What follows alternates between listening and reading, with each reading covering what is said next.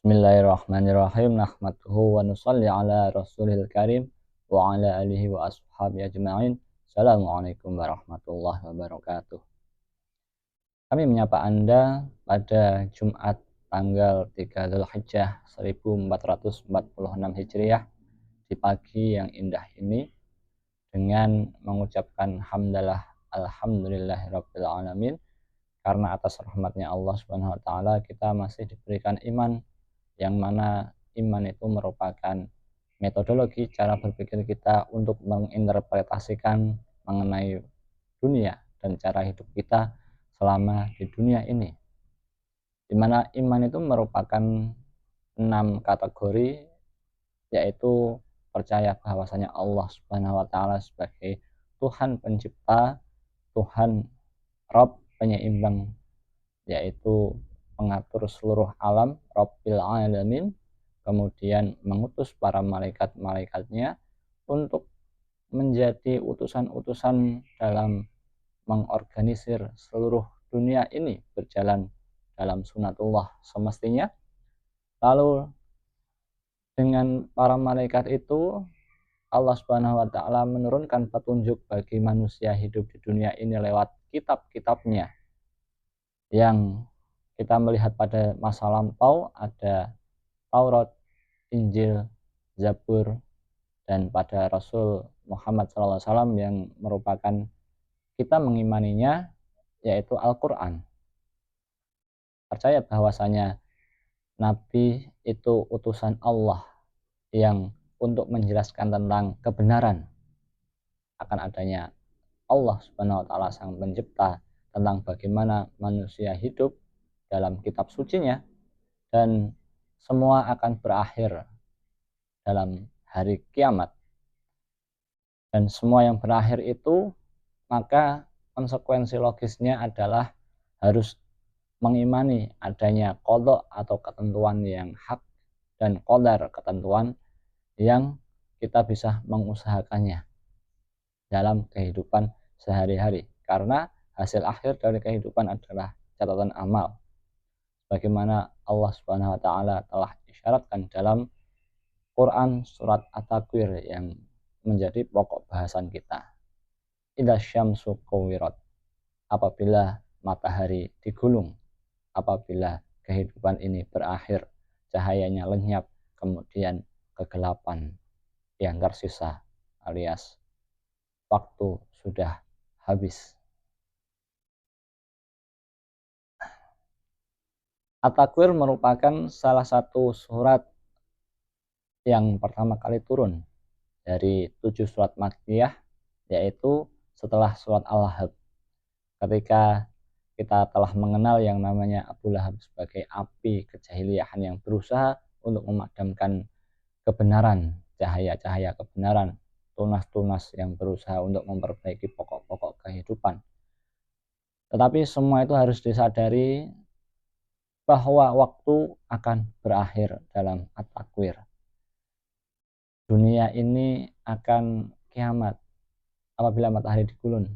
Idza syamsu kuwirat wa idzan nujumun kadarat, bintang-bintang akan berjatuhan, yang mana kita meyakini bahwasanya bintang merupakan salah satu penunjuk arah utara, selatan, timur, dan barat. Apabila bintang-bintang itu diungkapkan dengan ayat-ayat tanda-tanda kebesaran Allah, Al-Quran, maka akan berjatuhan satu persatu.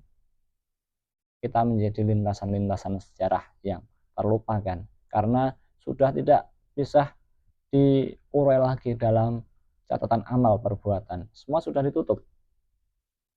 Dunia sudah selesai. Dan dunia yang sudah selesai ini akan tiba waktunya untuk direset. Wa idzal jibalu suyirat, apabila gunung-gunung diperjalankan lalu dihancurkan, yang menjadi titik tumpu daripada kehidupan ini berjalan. Wa idzal biharu sujirat, ketika lautan dipanaskan, lautan yang dingin, lautan yang menggerakkan, semua lini kehidupan ini dipanaskan sehingga tidak tersisa. Lalu kemudian kita melihat ada orang-orang yang mati ketika di hari kiamat nanti, gitu ya. dipertemukan lagi dengan roh-rohnya alias hari kebangkitan. Wa idzan nufus zuwiyat wa idzal mau'udatu su'ilat, apabila bayi-bayi perempuan yang dikubur hidup-hidup ditanya, bi ayyi dzambin qutilat, mengapa mereka dibunuh, mengapa mereka dikubur hidup-hidup. Dan ini menjadi pokok bahasan dalam pembahasan mengenai at-takwir, menggulung, ketika konsekuensi dari kejahiliahan yang merajalela. Api al-lahab ini adalah penyia-nyiaan terhadap potensi kehidupan, padahal semua akan berakhir pada waktunya. Kita bisa melihat pada era hari ini, ketika seseorang yang dilandaskan nafsu tanpa akal pikiran saling bersuah satu sama lain, kemudian mereka melakukan segala perbuatan yang tidak didasarkan konsekuensinya. Dan ketika seseorang wanita hamil, lalu laki-lakinya tidak mau bertanggung jawab, dan wanita itu dia lebih memilih untuk membuang kehidupan yang semestinya dirawat dengan penuh cinta.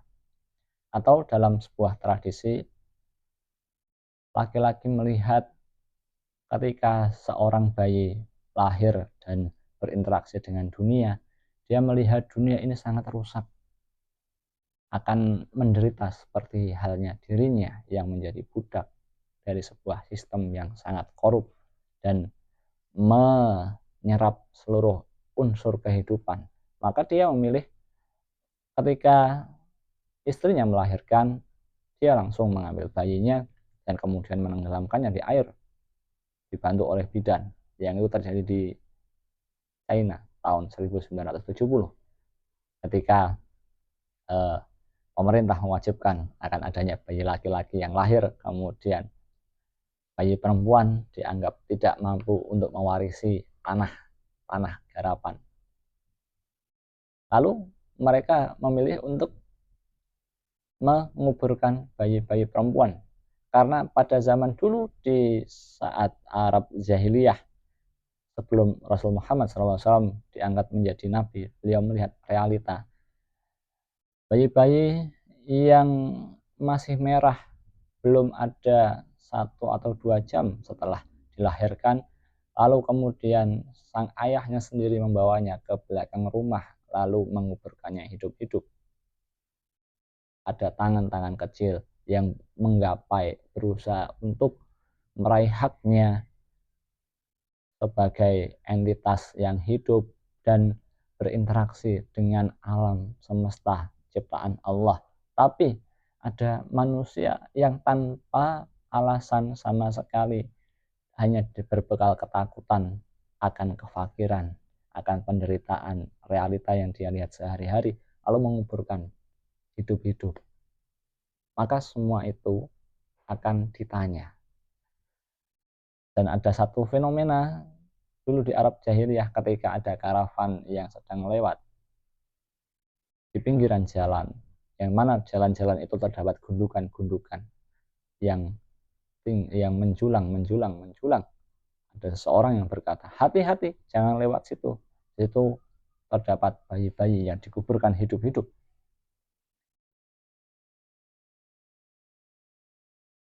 Bayi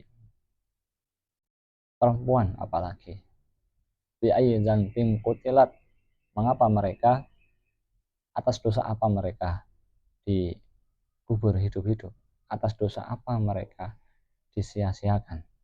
Maka kita juga bisa menanyakannya, apabila ada seseorang yang menebang pohon sembarangan hanya karena kesenangan pribadi tanpa mau bertanggung jawab, mengapa mereka melakukan itu? Dan kita juga bisa melihat ada anak-anak kecil yang mana mereka tanpa dosa, tanpa kesalahan sedikit pun, tapi kemudian dieksploitasi dengan kekejaman yang luar biasa yang terjadi seperti zaman sekarang. Jika Anda melihat berita pada hari ini, atas dosa apa mereka disia-siakan? mengapa mereka harus menjalani trauma di mana 16.000 bayi anak-anak dibantai di Gaza pada hari ini dengan roket-roket yang mengepung selama siang, malam, pagi, 24 jam. Mereka tidak bisa tidur kecuali dinabubukkan oleh ibunya yang bernyanyi dan bersenandung ayat-ayat Al-Quran. Ada kaum yang benar-benar untuk mempertahankan spesies keegoan dirinya itu harus menyia-nyiakan sesama manusia yang lain. Potensi kehidupan yang tersia-siakan. Bi'ayyi dzanbin qutilat. Tapi ketahuilah wa idza suhufu nusyirat. Semua catatan amal mengenai keburukan yang terjadi di tengah-tengah kemanusiaan, bencana-bencana kemanusiaan itu, di mana perbudakan, kemiskinan yang ekstrem yang disebabkan oleh ego manusia yang manipulatif, tidak menggunakan akal pikirannya, hanya berdasarkan insting dan hawa nafsu yang jahat. Maka semua itu akan dibukakan contoh-contoh seperti apa yang dia lakukan. Wa idza suhufu nushrat. Kemudian akan didekatkan yang namanya neraka jahim, dinyalakan dalam api penyucian. Al-jahim su'ad. Kemudian akan didekatkan yang namanya surga bagi orang-orang yang bersabar atas keadaan zaman ini dan berusaha untuk memperbaikinya. Maka dari itu momentum waktu harus diperhatikan. Fala uqsimu bil khunnas al jabal kunnas wal laili idza as'as wa subhi idza tanaffas innahu laqaulu rasulin karim. Momentum waktu yang senantiasa berubah dari mulai matahari terbit, yang mana besok di hari kiamat kita tidak bisa melihatnya lagi karena digulung. Kemudian momentum matahari ketika terbenam, ketika semua kehidupan tidur semuanya, maka semua itu harus menjadi titik tolak perbaikan bagi kita dalam menghidupkan kehidupan, merawat kehidupan dengan lebih baik. Apa kehidupan yang lebih baik itu? Ketika kita mendasarkan metodologi iman dalam kita berpikir dan menelaah petunjuk daripada ayat suci, lalu berkehidupan mewujudkan apa yang menjadi pesan-pesan ilahiyah Tuhan. Dalam hal ini kita harus mentadaburi yang namanya isi Al-Quran sebagai petunjuk hidup manusia. Karena iman tidak hanya sekedar kita percaya secara dogmatis, tetapi kita harus mendasarkan mengapa Allah Subhanahu wa taala itu menginginkan kita untuk hidup dalam keseimbangan alam. Karena semuanya itu akan dituliskan, amal itu akan dituliskan, dan semua itu tetap akan berakhir pada waktunya. Maka kita harus menghormati yang namanya kehidupan satu sama lain. Tetap akan ditanya, sekecil bayi yang dikuburkan hidup-hidup dalam segala bentuk hal, entah itu dikuburkan langsung atau ditenggelamkan dalam air atau digugurkan kandungan-kandungannya. Bi'ayyi dzanbin qutilat. Mengapa mereka dibunuh pada saat itu? Lalu kemudian akar dari budaya jahiliyah ketika dinyatakan bahwa bayi perempuan yang menjadi objek sasaran dalam pemusnahan manusia, yaitu kejadian pertama apabila perempuan yang terikat oleh rantai, dia tidak bisa membebaskan dirinya sendiri, lalu menikmati penderitaan, penurunan nilai kualitas kemanusiaan, diseret oleh belenggu ego, kejantanan palsu, kebanggaan kaum-kaum yang palsu. Apabila engkau melihat pada zaman ini wanita disia-siakan dengan penyia-nyiaan terhadap potensi kehidupan mereka melanjutkan generasi, melanjutkan nilai-nilai luhur, tidak memberikan ruang bagi kehidupan yang baik, atau menghancurkan dirinya sendiri dengan eksploitasi kemolekan, eksploitasi emosi, maka itulah kejahilian, itulah kebodohan, di mana semua yang terlibat di dalamnya akan tersingkirkan dari panggung sejarah yang luhur, hanya akan menjadi sampah.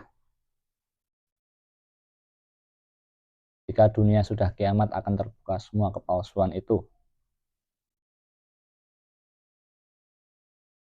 Semua reduksi tubuh telanjang dan objek pelampiasan syahwat hanya mengikuti jejak pembunuh perempuan peradaban, seperti bayi-bayi yang dibunuh dengan tradisi jahiliyah pertama demi kepentingan tubuh dan kemudian menguburnya dalam kegelapan dan citra beradab. Konsekuensi logis dari sebuah zaman kejahilian seperti itu adalah pendeknya umur sebuah peradaban. Tidak pantas untuk dibanggakan seperti halnya bangsa Arab sebelum Rasul Muhammad SAW diutuskan. Mereka saling berpecah satu sama lain. Bisa menyimpan dendam 40 tahun berperang tanpa henti dengan memperbudak para perempuan mereka, membunuh laki-laki, kemudian mengeksploitasi anak-anak mereka sendiri. Dan itu tidak pantas untuk dilestarikan dalam sebuah persatuan. Maka Rasul Muhammad SAW diutus itu membuka peradaban yang pertama dalam hitungan hijriyah, dalam hijrah dari yang batil menuju kepada yang hak benar. Karena kehidupan baru dimulai, waktu baru berputar ketika Nabi SAW berhijrah dan membangun sebuah peradaban yang sangat luhur yang kita kenal sampai sekarang. Di mana tersisa peradaban Fir'aun? Di mana tersisa peradaban kaum Ad, kaum Thamud, yang mana mereka bisa membangun bangunan yang tinggi, bisa membangun peradaban yang mana sungai-sungainya mengalir di bawah mereka, di tengah gurun pasir yang sangat luas. Tetapi mereka memakmurkan lebih dari apa yang bisa dimakmurkan. Mereka tidak melihat yang namanya kehidupan itu harus dirawat. Mereka mengenal perbudakan, peperangan satu sama lain, perpecahan, sehingga bencana alam, azab Allah yang terjadi, itu mereka tidak indahkan. Dan apa yang tersisa dari kaum-kaum itu? Dan apa yang tersisa pada kita hari ini yang menjadi pelaku sejarah? Karena setiap individu manusia adalah pelaku sejarah. Setiap jiwa akan mengetahui apa yang telah dikerjakannya dalam ayat yang selanjutnya. Wama sahibukum bimajnun walaqad ra'au bil ufuqil mubin. Wama huwa 'alal ghaibi bidhanin wama huwa biqauli syaitonir rajim. Nabimu Muhammad SAW itu dibela Allah Subhanahu wa Ta'ala, yaitu dia bukan orang yang gila ketika mengatakan sebuah kebenaran bahwasanya Tuhan yang Maha Kuasa itu menciptakan alam ini dan besok manusia akan dibangkitkan sebagaimana biji tumbuhan yang sebelumnya mati, kemudian kamu lihat menggeliat tumbuh menghasilkan buahnya. Maka fa'aina tadhhabun, kemana engkau akan lari ketika membawa egomu sendiri, seperti halnya Fir'aun yang memanipulasi manusia dengan mengatakan dirinya sebagai Tuhan, lalu memaksa semua manusia untuk tunduk di bawah perintahnya, sekalipun dia hanya bermodalkan mimpi membunuh semua bayi laki-laki Bani Israel. Tapi dengan kehendak Tuhan, Musa alaihissalam malah dia rawat sendiri dan menjadi musuh abadinya, hingga membuatnya tenggelam di Laut Merah. Maka itulah akhir dari sebuah kejahiliahan. Semua yang mengikutinya hanya akan berakhir tersia-siakan dan dia tidak bertanggung jawab terhadap semua amal perbuatan kaumnya sendiri.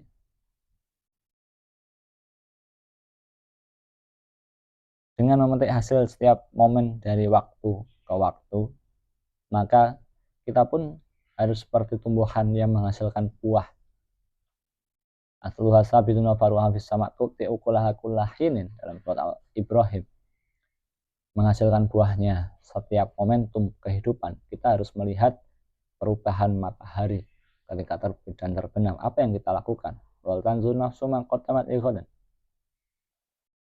Apakah kita telah merawat kehidupan itu dan memadamkan cahaya Abu Lahab sehingga kita tidak kehabisan waktu sebelum at-takwir terjadi.